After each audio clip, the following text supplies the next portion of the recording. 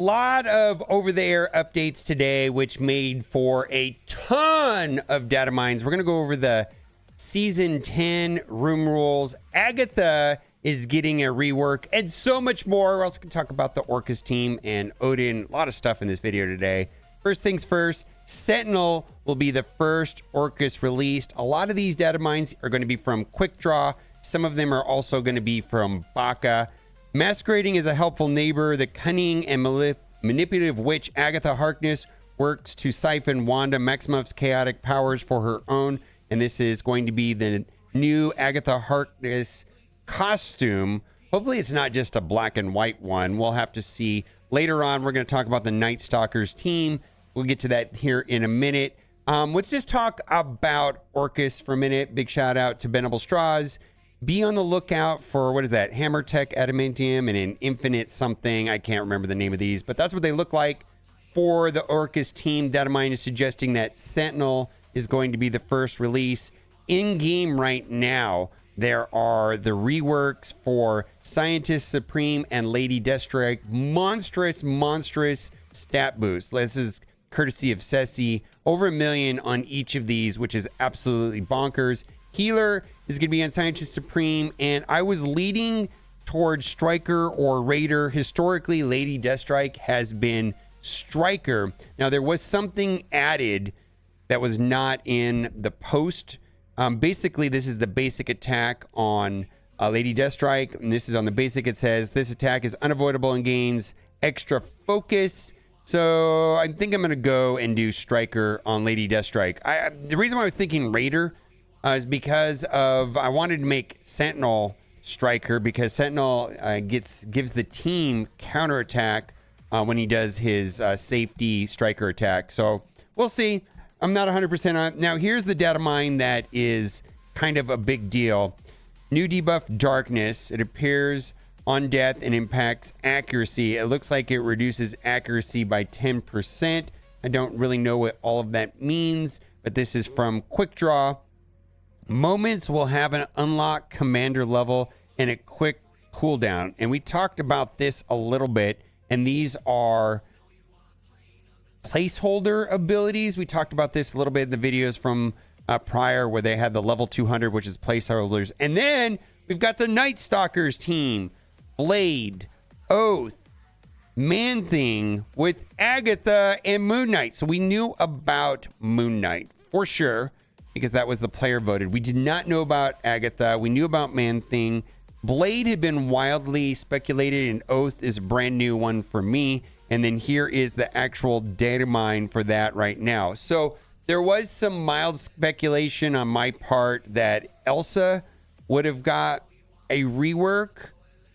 Agatha makes more sense now that I think about it, but there was a change in the data files where it made me believe that maybe it would be Elsa. I mean, that might be something else. Maybe Elsa's getting a costume for Halloween or something like that. But right here, the data mine is suggesting that Agatha is going to be the rework for the Night Stalker, which is going to be a raid team. Well, we'll see how it goes. Now, I just want to say this before we move on.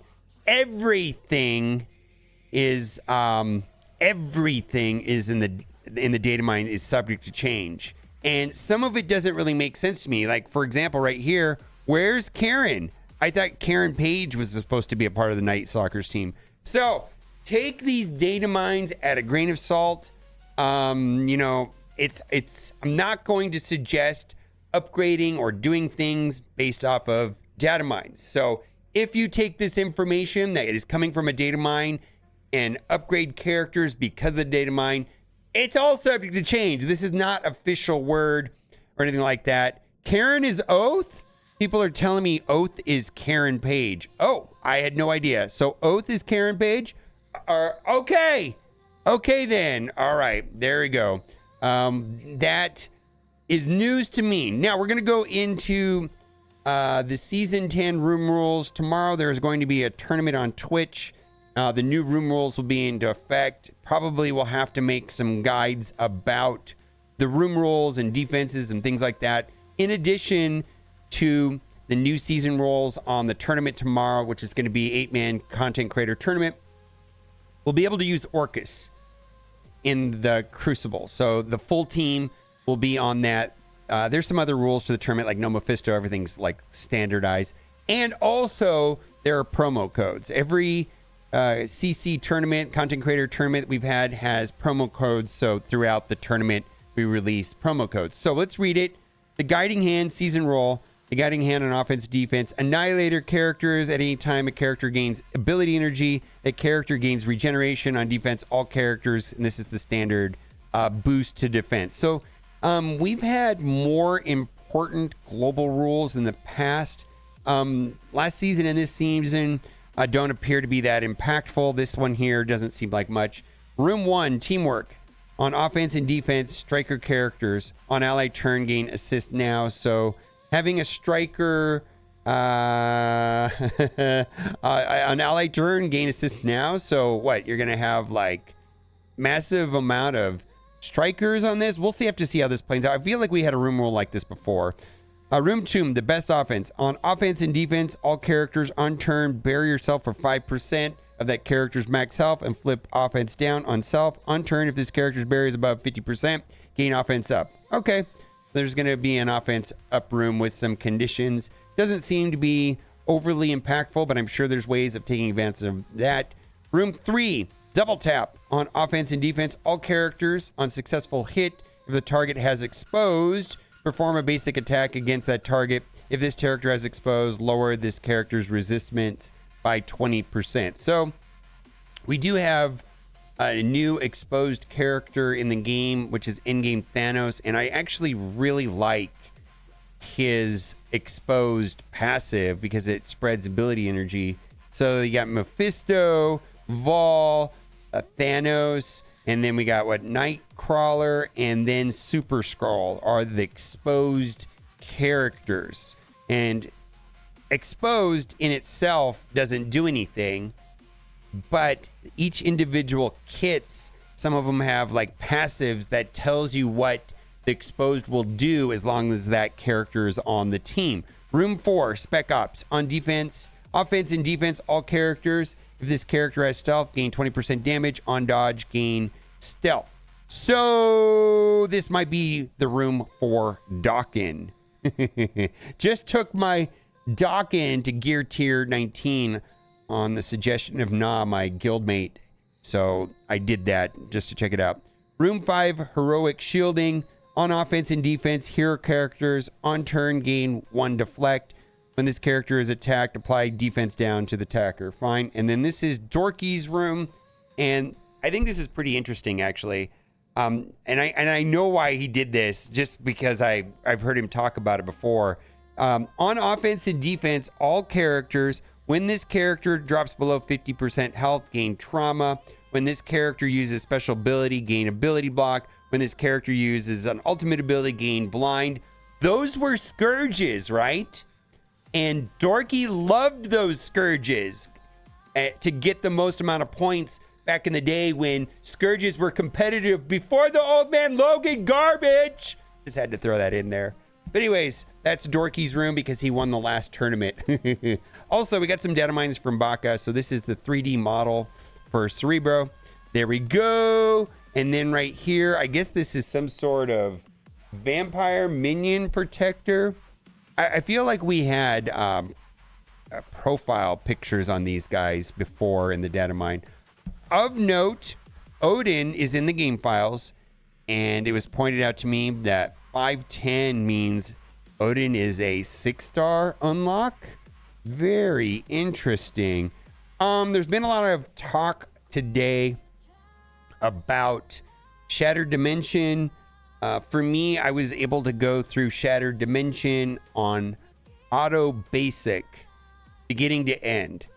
And so Cleaning Agent said something right here as a complaining free to play. So Cleaning Agent has been playing the game since soft launch. He's on the same Arena Shard. He streams on Twitch. Nice guy. Also free to play. Free to play. As a complaining free to play, I don't mind having difficult content that I cannot complete, as long as it's because my teams and strats cannot get through it.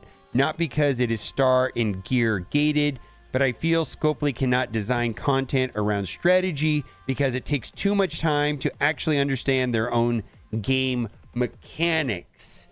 I feel like Scopely needs to do something with the future versions of Shattered Dimension, Pocket Dimension, maybe with a difficulty slider, and the higher difficulties maybe have a slightly more rewards or a costume or something, something to give in-game players to do while still keeping the balance where new players and mid-game players don't feel like they've been prevented from getting things. I mean, the feeling that they don't want to happen is that the gap is widening between the spenders and the players, or new games and the late game players.